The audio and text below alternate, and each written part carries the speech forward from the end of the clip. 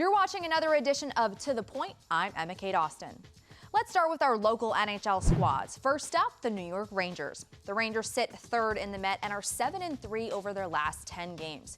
Coach Gerard Gallant continues to tinker with his lineup and try out different line combinations to try to get the most out of his guys.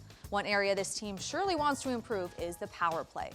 Yes, the Blue Shirts do sit in third place in the Metro Division, but it could be the toughest division in hockey, and just a few wins or losses can really shake up the standings. The New York Islanders are a team who very much understand just how tough the division is. They've lost 5 straight games and have just 1 win in their last 10 contests. They really need to get their offense going because as it sits right now, they rank 24th in the league with just 2.92 goals per game. They cannot rely on solid goaltending and hope to make it to the postseason. And speaking of the postseason, a team that looks like a lock to be there is the New Jersey Devils. They have the most wins in the division, but are tied with the Carolina Hurricanes in points. Both have 66. The Devils have just 1 loss in their last 8 games, and goalie Vitek Vanacek has really been a pleasant surprise for this team. He's won 20 of the games he started. And we have to talk about Jack Hughes, who just cannot be stopped. He's top 10 in the league in points and goals and is just so much fun to watch. Now let's take a look at the league as a whole, and standing alone at the top is the mighty Boston Bruins. With a win over Montreal on Tuesday night, the Bruins became the fastest team to reach 80 points in NHL history. They did so in just 47 games.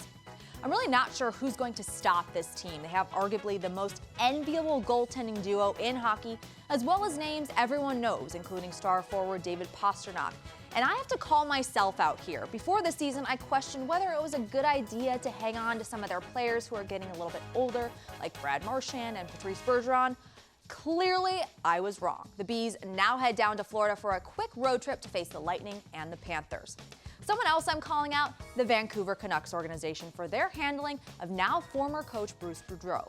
Rumors that the Canucks wanted to fire Boudreau were circling for weeks, and it finally happened this past weekend.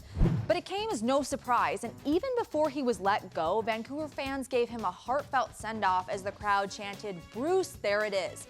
He was emotional, and a number of fans held up signs saying things like, "We stand with Bruce." Canucks president of hockey operations Jim Rutherford apologized for how the whole situation was handled and said he feels very bad about it. And he should. Boudreau is a well-liked and well-respected coach in this league, and while the Canucks struggled mightily, all the heat seemed to fall on the coach, when in reality, the ownership and front office are to blame. They don't seem to have a plan for this organization and aren't listening to the fans. It seems like this team needs a rebuild, but the Canucks are reportedly asking a lot for their players like leading scorer Bo Horvat and winger Brock Besser. It's time for a fresh start for this team, and we'll see if the organization makes the right decision. Another team that may be selling pieces off is the San Jose Sharks. Teams are circling the waters for talented players like Timo Meier. The Devils, Rangers, and Hurricanes are all teams who are likely interested in the talented winger who would be an asset to just about any team's offense. Erik Karlsson is another Shark who could be on his way out, but his price might be higher than a lot of teams are willing to pay. I'm also keeping my eye on the Chicago Blackhawks. Remember that dynasty that won 3 Stanley Cups in 5 years? Yeah, it's dead. The Hawks sit just about at the bottom of the league, and there's been talk for months that longtime stars Jonathan Toews and Patrick Kane could leave Chicago before the trade deadline. This is another organization that needs a rebuild, and I could see them moving on from the 2 players who have been the faces of this franchise for over a decade. That rebuild could start with phenom Connor Bedard, who could possibly be drafted by the Blackhawks if they end up with that #1 draft pick. Time will tell if the Blackhawks are sellers at the deadline, and they do indeed tank for that top pick. On a lighter note, we're just over a week away from the NHL AllStar Break and the festivities that will take place in Sunrise, Florida. In addition to the game, there will be 3 new events added to the skills competition to highlight the game's tropical location. I think I'm most excited for the pitch and puck, where players will have to combine their hockey and golf skills on a par 4 hole. The winner will be the player who sinks the ball in the hole in the fewest number of shots, and I know how many of these guys love golf, so I think this will be a huge hit.